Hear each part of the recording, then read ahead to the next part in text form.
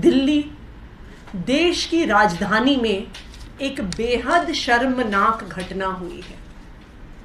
हम सब जानते हैं कि दिल्ली शहर में महिलाएं कभी भी सुरक्षित नहीं रही हैं, लेकिन आज दिन दहाड़े दिल्ली के एक हाईली सिक्योर्ड एरिया में न्यायालय के परिसर के अंदर एक महिला को बार बार गोली मारी जाती है, उनको अटैक किया जाता है। ये घटना दिन दहाड़े होती है, एक प्रोटेक्टेड एरिया में होती है और देश की राजधानी में होती है। आज दिल्ली वालों के लिए, मैं तो कहूंगी पूरे देशवासियों के लिए, इससे ज्यादा शर्मनाक घटना नहीं हो सकती है कि हमारी देश की राजधानी में दिन दहाड़े इस तरह की घटनाएं घट सकती हैं।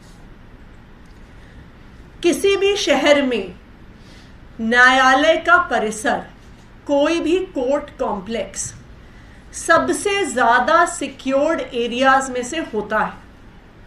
वहां पर पुलिस तैनात होती है, वहां पर पीसीआर वैन्स तैनात होती हैं, वहां पर हर एंट्री पर, हर एग्जिट पर मेटल डिटेक्टर्स होते हैं, स्कैनर्स होते हैं, पुलिस मैन, पुलिस विमेन मौजूद होती हैं।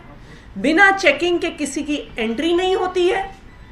और इतनी सुरक्षा के बावजूद आज दिल्ली शहर में दिन दहाड़े एक महिला पर साकेत कोर्ट में गोली चल जाती है।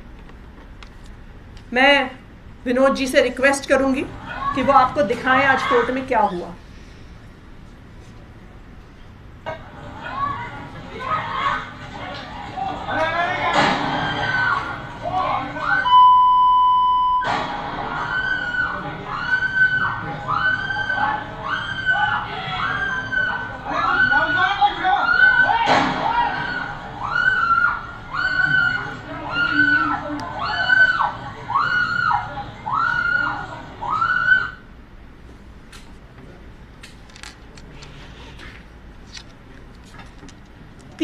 तीन बार इस महिला पर साकेत कोर्ट के अंदर गोली चली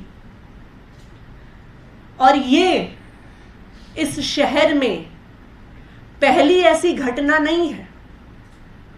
चाहे कोर्ट के कॉम्प्लेक्स के अंदर हो, चाहे कोर्ट कॉम्प्लेक्सेस के बाहर हो, चाहे बसों में हो, चाहे सड़कों पर हो, पूरी दिल्ली में क्राइम दिन ब दिन बढ़ रहा है। आप पिछले कुछ दिनों के ही अखबार उठाइए, आपको बहुत ज्यादा अखबार उठाने की भी जरूरत नहीं है, आप कुछ दिन के अखबार उठाइए तो हम देख सकते हैं कि 11 अप्रैल को गोकुलपुरी में एक बुजुर्ग दंपत्ति को चाकू से उनका गला काट के मार दिया गया था। ये 11 अप्रैल की बात है। 12 अप्रैल को किसी व्यक्ति ने अपने परिवार के एक सदस्य को पीट पीट कर डंडे से मार डाला, दिन दहाड़े हुआ। 11 अप्रैल को राजौरी गार्डन में एक 47 साल के पुरुष को दिन दहाड़े मारकर पीटकर उनकी हत्या हो जाती है। 3 अप्रैल को एक गर्भवती महिला को उनके पड़ोसी द्वारा गोली चला दी जाती है, क्योंकि उनके घर से कितना शोर आ रहा था, इस पर झगड़ा हो गया। ये तो पिछले एक हफ्ते के अखबार से 10 मिनट में निकाली हुई स्टोरीज हैं। हम आधे घंटे अगर पिछले 2 हफ्ते 3 हफ्ते के अखबारों को देखने जाएंगे तो पूरी लिस्ट बन जाएगी क्राइम्स की।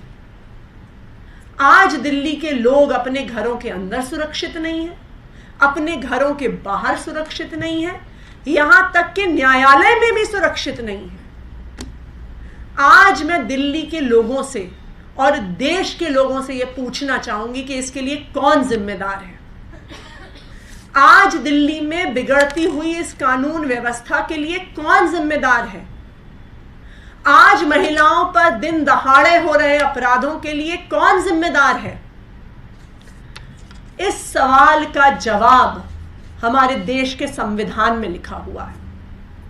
संविधान में स्पष्ट तौर से लिखा है कि देश की राजधानी दिल्ली में लॉ एंड ऑर्डर और पुलिस की व्यवस्था के लिए दिल्ली के लेफ्टिनेंट गवर्नर जिम्मेदार है। मैं आज विनय सक्सेना जी से पूछना चाहूंगी कि उनको तो एलजी बने तकरीबन 1 साल हो गया। वो खुद आते हैं, टीवी पर कहते हैं, इंटरव्यू में कहते हैं, अखबार वालों को कहते हैं कि मैं तो ग्राउंड पे रहने वाला आदमी हूं, मैं तो जमीनी स्तर पे काम करता हूं। तो मैं आज एलजी विनय सक्सेना जी से ये पूछना चाहूंगी कि आपने पिछले 1 साल में दिल्ली की लॉ एंड ऑर्डर की व्यवस्था सुधारने के लिए क्या किया? आपने पिछले 1 साल में दिल्ली की महिलाओं को सुरक्षित करने के लिए क्या किया? आपने पिछले 1 साल में दिल्ली की पुलिस व्यवस्था को दुरुस्त करने के लिए क्या किया? एलजी साहब सुबह से लेके रात तक सिर्फ एक काम करते हैं, अरविंद केजरीवाल के काम को रोकने का काम करते हैं। फिर चाहे वो स्कूल के काम रोकना हो, चाहे वो मोहल्ला क्लिनिक में डॉक्टर्स की तनख्वाह रोकना हो, चाहे वो मोहल्ला क्लिनिक में टेस्ट रोकना हो, चाहे वो बुजुर्गों की पेंशन रोकना हो, चाहे वो अस्पताल में काम कर रहे डेटा एंट्री ऑपरेटर्स की तनख्वाह रोकना हो, चाहे वो टीचर्स को फिनलैंड जाने से रोकना हो, ये सारे काम सुबह से लेके रात तक एलजी साहब करते हैं। वो एक दूसरा भी काम करते हैं। जहां जहां अरविंद केजरीवाल जी की सरकार काम कर रही है वहां पर जाके फोटो खिंचाने का काम करते हैं। तो कभी जल बोर्ड के काम में जाके फोटो खिंचाएंगे, तो कभी अरविंद केजरीवाल जी द्वारा बनाई गई यूनिवर्सिटी कैंपस में जाके फोटो खिंचाएंगे, तो कभी अरविंद केजरीवाल जी की पीडब्ल्यूडी विभाग द्वारा बनाई गई सड़कों पे फोटो खिंचाएंगे। लेकिन मैंने आज तक एलजी साहब की एक भी फोटो नहीं देखी है किसी पुलिस स्टेशन पे सरप्राइज इंस्पेक्शन करते हुए। आज तक मैंने एलजी साहब की एक भी फोटो नहीं देखी है किसी पीसीआर वैन पे सरप्राइज इंस्पेक्शन करते हुए। आज तक मैंने एलजी साहब की एक भी फोटो नहीं देखी है रात के अंधेरे में जहां पर महिलाओं के साथ अपराध होते हैं उन इलाकों में जाते हुए। मैं एलजी साहब से एक विनम्र निवेदन करना चाहती हूं कि इस देश के संविधान ने आपको कुछ जिम्मेदारी दी है, दिल्ली की चुनी हुई सरकार को कुछ जिम्मेदारी दी है। आप कृपया दिल्ली की चुनी हुई सरकार को अपनी जिम्मेदारी करने दीजिए। अरविंद केजरीवाल जी के काम में टांग अड़ाने की, अरविंद केजरीवाल जी के काम को रोकने में जो अपना समय आप लगाते हैं उसको रोक दीजिए। और जो जिम्मेदारी आपको देश के संविधान ने दी है कि आपको दिल्ली की सुरक्षा व्यवस्था को दुरुस्त करना है, आपको दिल्ली की कानून व्यवस्था को दुरुस्त करना है, आपको दिल्ली की पुलिस व्यवस्था को दुरुस्त करना है, मेरा आपसे हाथ जोड़ के निवेदन है, एक महिला होने के नाते, इस महिला की चीखें सुनने के नाते, कि आप कृपया अपनी जिम्मेदारी निभाएं, अरविंद केजरीवाल जी को अपनी जिम्मेदारी निभाने दें, दिल्ली की महिलाओं को, दिल्ली के बुजुर्गों को, दिल्ली के बच्चों को एक सुरक्षित दिल्ली देने के लिए काम करें। धन्यवाद।